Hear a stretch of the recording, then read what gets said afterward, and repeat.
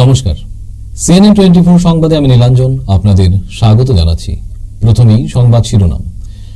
Rotary club of গ্রিনল্যান্ডের উদ্যোগে plastic বর্জন ও পরিবেশ দূষণের উপর শিলচরে বিশাল সচেতনতা র্যালি।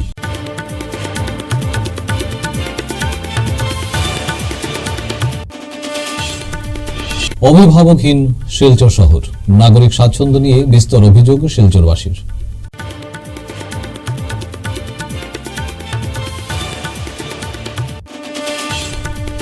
4 কোটি টাকার মাদক সহ 3 যুবক করিমগঞ্জ পুলিশের জালে।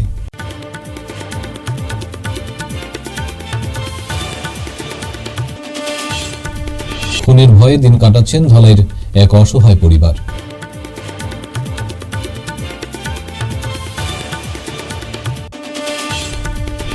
কালাইনি বার্মি সুপারি ভর্তি নম্বরবিহীন বিলাসবহুল বাহন দুর্ঘটনার কবলে, জনমনে ক্ষোভ।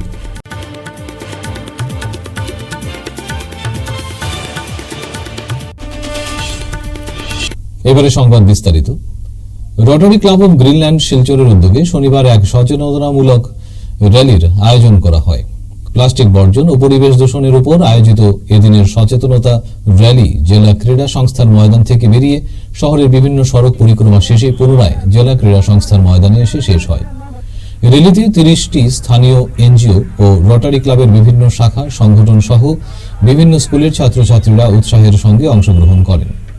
জেলা পরিবেশ নিয়ন্ত্রণ বোর্ড ও শিলচর পৌরসভার সহায়তায় পরিবেশ দূষণ রোধ ও প্লাস্টিক বর্জন নিয়ে জনগণকে সচেতন করতেই এই র্যালি আয়োজনের মুখ্য উদ্দেশ্য বলে জানিয়েছেন আয়োজকরা। র্যালি শেষে স্থানীয় এক অভিজাত হোটেলে ইমেজ বিল্ডিং ও মেম্বারশিপ শীর্ষক বিষয়ের উপর আলোচনা সভার আয়োজন করে রোটারি ক্লাব অফ গ্রিনল্যান্ড শিলচরের কর্মকর্তারা।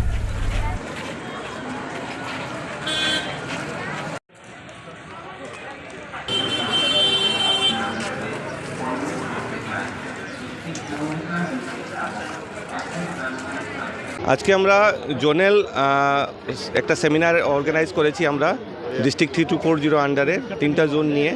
এটাতে আমাদের মেম্বারশিপ আর ইমেজ বিল্ডিং সেমিনার হবে। ইমেজ বিল্ডিংয়ের পার্ট হিসাবে আমরা একটা আজকে সকালবেলা বিভিন্ন এনজিওদের সাথে মিলে এবং সব রোটারি ক্লাব যারা শিলচরে আছেন ওদেরকে নিয়ে আজকে আমরা একটা environment awareness rally against single use plastic use আজকে অর্গানাইজ করেছি। র্যালিটা দিয়ে এনভায়রনমেন্টটাকে আমাদের ক্লিন রাখতে হবে, আমরা এনভায়রনমেন্টকে যাতে প্রোটেকশন করতে পারি, যাতে আমরা সুদূর ভবিষ্যতে সুস্থ থাকতে পারি, আমাদের নেক্সট প্রজন্ম যাতে সুস্থ থাকে। এনভায়রনমেন্ট যদি প্রোটেক্টেড না থাকে তাহলে আমরা কীভাবে সুস্থ থাকবো, ওই মেসেজটাই আমরা দিতে চাই। বেসিক্যালি আমরা নো টু প্লাস্টিকটা আমরা সবসময় বলি, but basically no to plastic আমরা একটা প্র্যাকটিক্যাল জিনিসও আমাদেরকে করতে হবে, যে কিছু আমাদের দৈনন্দিন জীবনে কিছু আমাদের হ্যাবিট চেঞ্জ করতে হবে। ধরুন আমরা বাজারে যদি যাই, অ্যাটলিস্ট আমরা একটা ক্যারি ব্যাগ নিয়ে যাই ঘর থেকে, যাতে আমাদের বাজার থেকে প্লাস্টিকের ব্যাগটা ইউজ করতে না হয়। সিমিলারলি যদি আমরা ঘরে বাইরে যাই জল খাওয়ার জন্য আমরা প্লাস্টিকের বোতলটা ইউজ করি, আমরা কেননা ঘর থেকেই প্লাস্টিকের একটা বোতল নিয়ে যাই। তো এই যে ছোটো ছোটো জিনিস আমাদেরকে প্র্যাকটিস করতে হবে, সো দ্যাট আমরা এই এনভায়রনমেন্ট যেটা আমরা বলি, আমরা কিন্তু এই এনভায়রনমেন্টটা কিন্তু আমাদের পূর্বপুরুষ থেকে কিন্তু আমরা উপহার হিসেবে পাইনি। আমরা বেসিক্যালি আমাদের যে নেক্সট প্রজন্ম যে আছে ওদের থেকে আমরা এটা অ্যাকচুয়ালি বড় করেছি, ওই জিনিসটা আমাদের বুঝতে হবে। এই জন্য আমাদেরকে এই সচেতনতাকে আরও আগিয়ে নিয়ে যেতে লাগবে, আর ছোটো ছোটো হ্যাবিট আমাদেরকে চেঞ্জ করতে হবে লাইফে, সো দ্যাট আমরা এই এনভায়রনমেন্ট রিলেটেড জিনিসটাকে আগ বাড়িয়ে নিয়ে যেতে পারি। অভিভাবকহীন হয়ে পড়েছে শিলচর শহর, নাগরিক স্বাচ্ছন্দ্য নিয়ে বিস্তর অভিযোগ শিলচরবাসী। তালিকায় যানজট সমস্যা ও সড়ক খুঁড়ে ফেলার অভিযোগ শীর্ষে। শহরের প্রধান রাস্তা ক্লাব রোড তথা ক্যাপিটাল পয়েন্ট থেকে দেবদূত পয়েন্ট পর্যন্ত ভগ্ন সড়কের জন্য যানবাহন চলাচল ব্যাহত হয়ে পড়েছে। অমৃত পানীয় জল প্রকল্পের জন্য সড়ক খুঁড়ে ফেলায় রাস্তার পাশ সংকোচন হয়ে পড়েছে। এর জন্য যানবাহন চলাচল ও পথচারীদের যাতায়াতে চরম দুর্ভোগ পোহাতে হচ্ছে। এ ব্যাপারে স্থানীয় প্রতিনিধি নিজেদের দায়িত্ব পালন না করে অমৃত ঠিকাদারদের প্রতিষ্ঠানকে কাঠগড়ায় দাঁড় করিয়েছেন বলে অভিযোগ।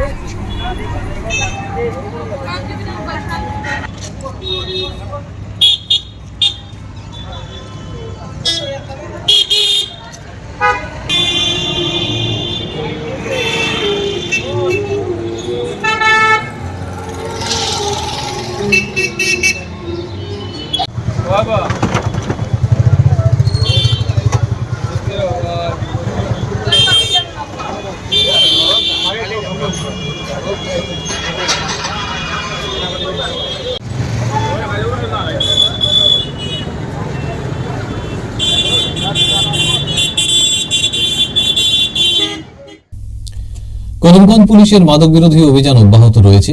ফের মিজোরাম থেকে পাচারের পথে রাতাবাড়িতে 4 কোটি টাকার মাদক সহ 3 পাচারকারীকে আটক করল করিমগঞ্জ পুলিশ। শুক্রবার রাতে প্রায় 4 কোটি টাকার মাদক সহ 3 যুবক ধরা পড়ে পুলিশের হাতে। ধৃতদের কাছ থেকে 12টি সাবান কেসে 150 গ্রাম হেরোইন সহ 19,800 ইয়াবা ট্যাবলেট উদ্ধার করা হয়, যার কালোবাজারি মূল্য প্রায় 4 কোটি টাকার মতো হবে বলে ধারণা। এ নিয়ে অতিরিক্ত পুলিশ সুপার প্রতাপ দাস সংবাদ মাধ্যমকে জানান, ধৃত মাদক পাচারকারীদের বিরুদ্ধে সুনির্দিষ্ট ধারায় মামলা হাতে নিয়ে তদন্ত শুরু করেছে পুলিশ। এ কাজে জড়িতদের খুঁজে বের করে পুলিশ অভিযান চলবে। শ্বশুরবাড়ি গিয়ে নিজের স্ত্রীকে দা দিয়ে কোপালো শকাজ আলী লস্কর নামের এক ব্যক্তি। এই ভয়ঙ্কর ঘটনাটি সংঘটিত হয়েছে কাছাড়ের ধলাই বিধানসভা কেন্দ্রের আরজানপুর সপ্তগ্রামে। বৃহস্পতিবার রাত আনুমানিক 8টায় শ্বশুর বাড়িতে এই কাণ্ড ঘটায় শকাজ। ঘটনার বিবরণে জানা গেছে, 17 মাস আগে ধলাইয়ের আরাধনপুর গ্রামের মঈনুদ্দিন লস্করের পুত্র শকাজ আলম লস্করের সঙ্গে বিয়ে হয়েছিল ধলাই সপ্তম গ্রামের আশিক উদ্দিনের মেয়ে ফরিদা বেগমের। কিন্তু বিয়ের পর থেকেই শারীরিক ও মানসিক নির্যাতনের শিকার হতে হয় ফরিদা বেগমকে। তারপর স্থানীয় এক মহিলা সমিতি তাদের বিচার করে শকাজ আলমের স্ত্রী ফরিদা বেগমকে সমঝে দেয় বাপের বাড়িতে। কিন্তু গত বৃহস্পতিবার রাতে শকাজ ফরিদার বাপের বাড়িতে উপস্থিত হয়ে ফরিদাকে নিয়ে যেতে জবরদস্তি করে।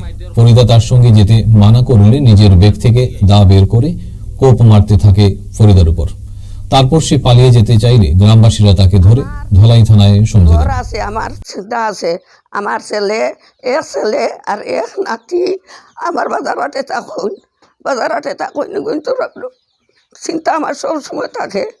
কিন্তু চেষ্টা করতে তুমি তাই হে অন্য সবার মাঝখানে হয়েছে 3 মাস জেল কাটি আইয়া আমার আরো গুলোই তো ভয় লাগে। এখন আমার মেয়ের এই অবস্থার কারণে আমি প্রশাসনের কাছে চাই যাতে এই আসামির মানে উচিত সাজা হইতো, উচিত প্রশাসনে উচিত দিত। আর যতজন মানে আইনজীবী আছে তারা এই প্রশাসনের লাগিয়া এই জল লাগিয়া আসামির লাগিয়া যাতে কোনো কিছু করে না, কারণ সবরও মেয়ে আছে।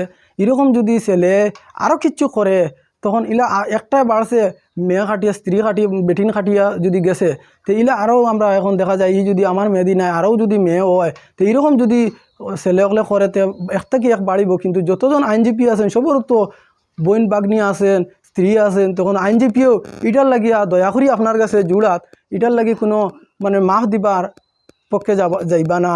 আর আমার প্রশাসনের কাছে কইয়ার এরে উচিতটা সাক্ষী উচিত শিক্ষা দিয়া উচিত সাজা দিবার ব্যবস্থা করবা।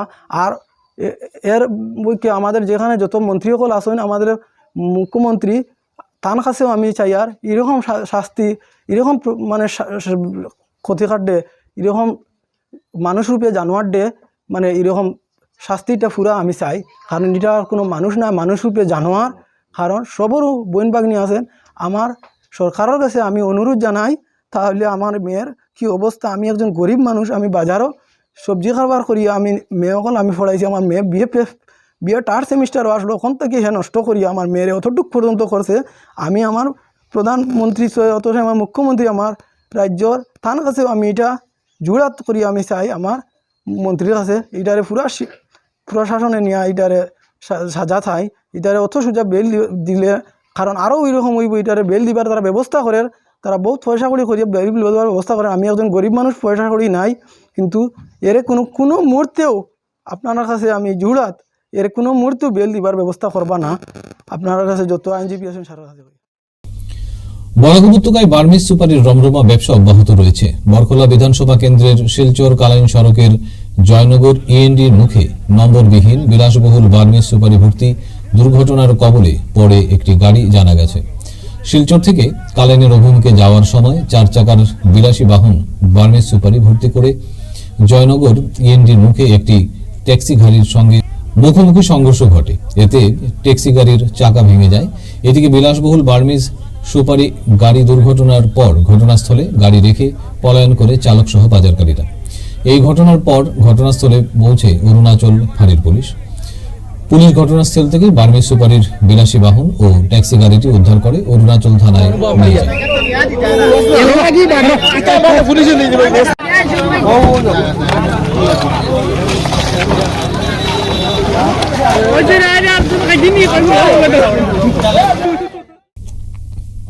আসাম বিশ্ববিদ্যালয়ের ছাত্র সংসদের সভাপতি পদে শুভম রায় বিজয়ী হয়েছেন। সাধারণ সম্পাদক নির্বাচিত হয়েছেন পার্থপ্রতিম কর্মী। শুক্রবার আসাম বিশ্ববিদ্যালয়ের ছাত্র সংসদ নির্বাচন 2024-25 নির্বিঘ্নে সম্পন্ন হয়।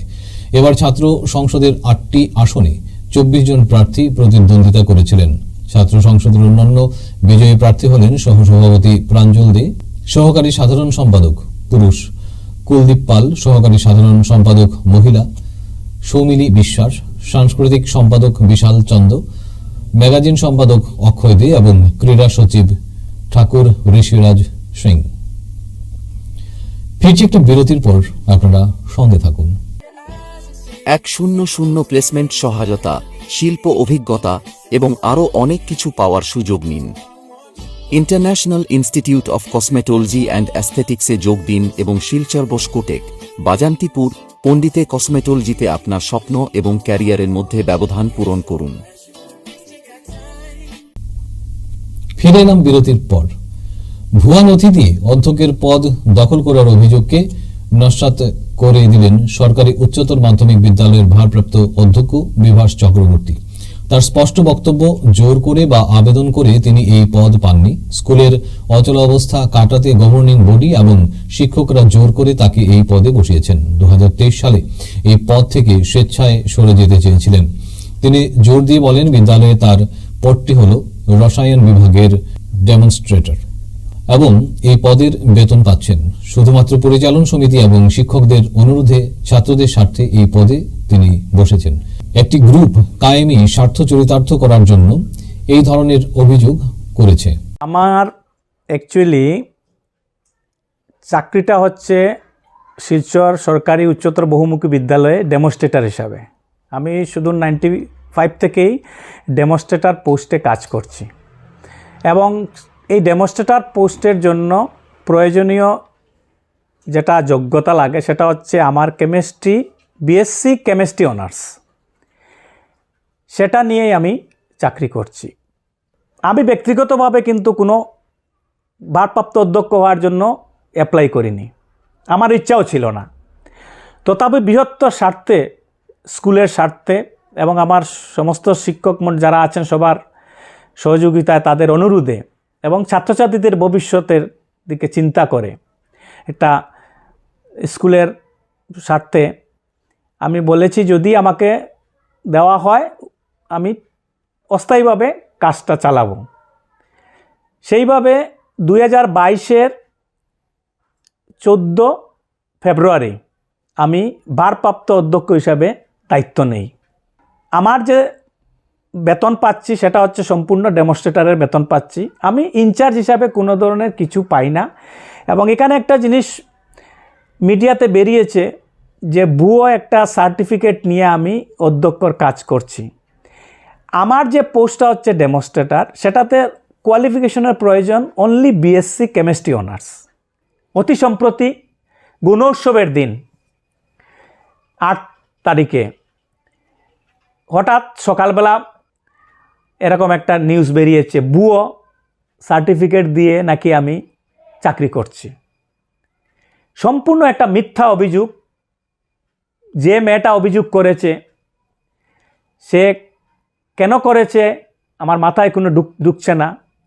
আর হয়তো কোনো দুশ্চক্র আছে পেছনে, তাদের উদ্দেশ্য কি আমি জানি না। একটা গুণোৎসবের দিন স্কুলের বদনাম করার জন্য এসব কি করা হলো সেটা আমি বুঝতে পারলাম না। যাই হোক, আমি চেয়েছি যে এই গুণোৎসবের দিন বেরোনোর পর মনটা ভীষণ খারাপ হয়ে গেছিল। আমি বিকেল 4:30টার সময় আমি লোকাল কন্ট্রোলিং অফিসার আইএস ম্যাডামের কাছে আমি আমার রেজিগনেশন আমি দিয়ে দিয়েছি। যেহেতু আমি অনেক দিন থেকে আমি চাচ্ছি মুক্তি পেতে, আমি নিজেই শোনা মাত্র এটা আমি ছেড়ে দিয়েছি।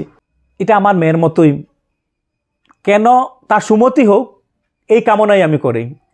সে 2-3 বছর ধরে হায়ার সেকেন্ডারি দিচ্ছে, এবার কম্পার্টমেন্টাল দেবে। আমি এটাই ভগবানের কাছে বলি যে ওর সুমতি হোক, কুচক্রের হাত থেকে বেরিয়ে আসুক, সুমঙ্গল। Radhamadhab college internal complaint committee ICC এর উদ্যোগে এবং রাধামাধব কলেজ মহিলা সেলের সহযোগিতায় শনিবার কলেজে প্রেক্ষাগৃহে কর্মক্ষেত্র, লিঙ্গ সংবেদনশীলতা ও যৌন হয়রানি এর উপর এক কর্মশালা আয়োজিত হয়। রাধামাধব কলেজ অধ্যক্ষ ডক্টর দেবাশিস রায়ের পৌরোহিত্যে আয়োজিত এদিনের কর্মশালায় রিসোর্স পার্সন হিসেবে উপস্থিত ছিলেন যথাক্রমে আইনজীবী দেবমিতা চক্রবর্তী এবং লায়ন্স ক্লাব অফ ইন্টারন্যাশনালের public relation officer Sabyasachi Rudragupta.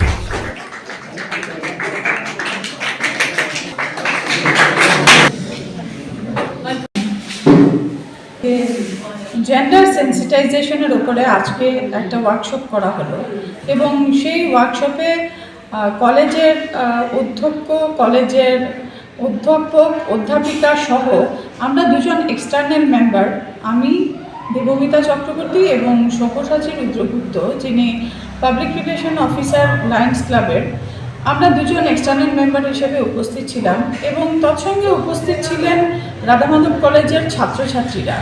এবং আজকের এই ওয়ার্কশপটা মূলত করা হয়েছিল জেন্ডার সেন্সিটাইজেশনের উপরে এবং আমরা একটা ইন্টারেকশন সেশনও করেছি ছাত্রছাত্রীদের সঙ্গে, যেটাতে আমরা চেষ্টা করেছি ছাত্রছাত্রীরা যাতে সচেতন হন এই যে জেন্ডার বায়াসনেস সম্পর্কে এবং বিভিন্ন যেগুলো সমাজে দৈনন্দিন দুর্ঘটনার শিকার হচ্ছেন মেয়েরা এবং অনেক ক্ষেত্রে ছেলেরাও যে হচ্ছেন সে সমস্ত সম্পর্কে বিভিন্ন প্রশ্ন উঠে এসছে এবং সেই সমস্ত প্রশ্নের সমাধানের পথ খুঁজে বার করার জন্যে আজকের এই ওয়ার্কশপটা করা হয়েছিল। এবং আমরা চেষ্টা করেছি ছাত্রছাত্রীদের ওয়াকিবহাল করার জন্যে। আমি বিশেষ করে চেষ্টা করেছি যে বিভিন্ন আইন প্রণয়ন করা হয়েছে মেয়েদের সুরক্ষার জন্যে, সেই সমস্ত আইন শুধু প্রণয়ন করে নিলেই হবে না, সেই সমস্ত আইনকে বাস্তবায়িত করার জন্যে কি কি পদক্ষেপ নেওয়া উচিত এবং উপযুক্ত সময়ে কিভাবে পদক্ষেপ নিলে বড় ধরনের ঘটনা বা দুর্ঘটনার হাত থেকে রক্ষা পেতে পারে মেয়েরা এবং ছেলেরা, সেই সমস্ত দিকে দৃষ্টি নিক্ষেপ করার চেষ্টা করে। এসইউসিআই কমিউনিস্ট দলের প্রবীণ সদস্য প্রাক্তন শিক্ষক সদ্য প্রয়াত মন্মথ নাথের স্মরণ সভা আজ শিলচরের সরকারি পেনশনার্স ভবনে অনুষ্ঠিত হয়। দলের শিলচর আঞ্চলিক কমিটির পক্ষ থেকে আয়োজিত সভায় বক্তব্য রাখেন দলের প্রাক্তন সম্পাদক শ্যামদেব কর্মী, বর্তমান জেলা সম্পাদক ভবতোষ চক্রবর্তী এবং জেলা কমিটির সদস্য সুব্রত চন্দ্র নাথ। সংগঠনের শিলচর আঞ্চলিক কমিটির সম্পাদক দুলালী গাঙ্গুলি পরিচালিত স্মরণ সভার শুরুতে মন্মথ নাথের প্রতিকৃতিতে দল ও গণ সংগঠনের নেতৃবৃন্দ মাল্যদান করে শ্রদ্ধা জানান।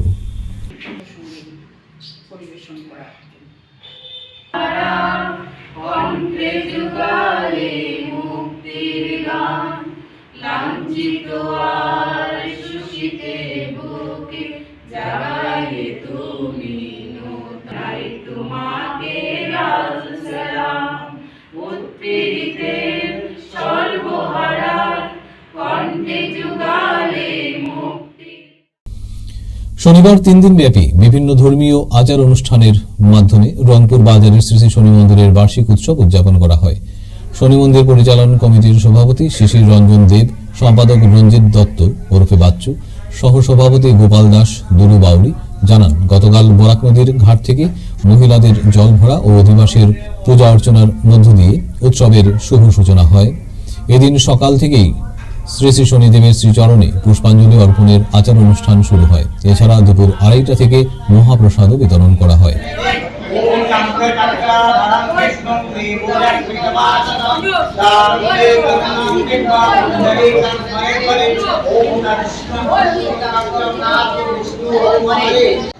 আজ আমাদের রংপুর শ্রী শ্রী শনি মন্দিরের বাৎসরিক উৎসবে 3য় বার্ষিকী।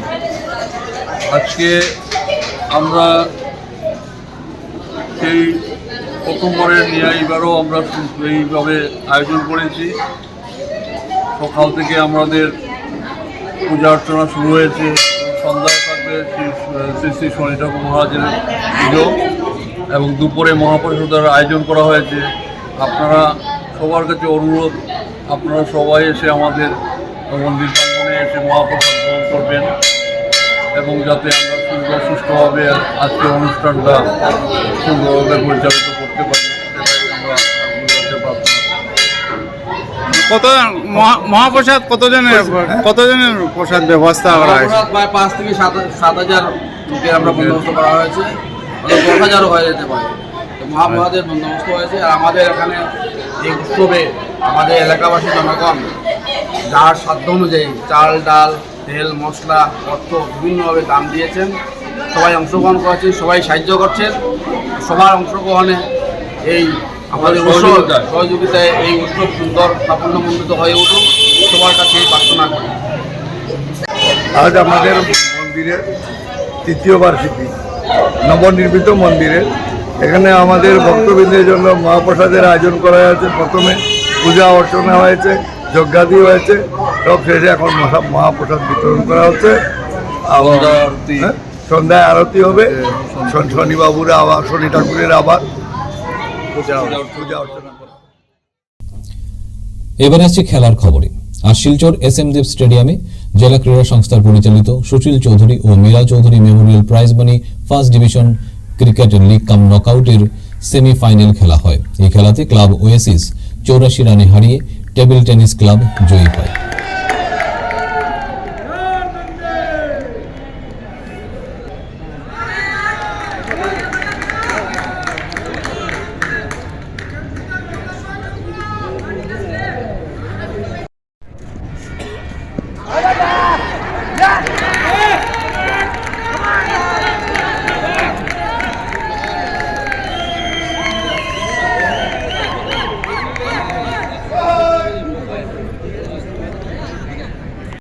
আজকের মতো সংবাদ এই পর্যন্তই। নমস্কার।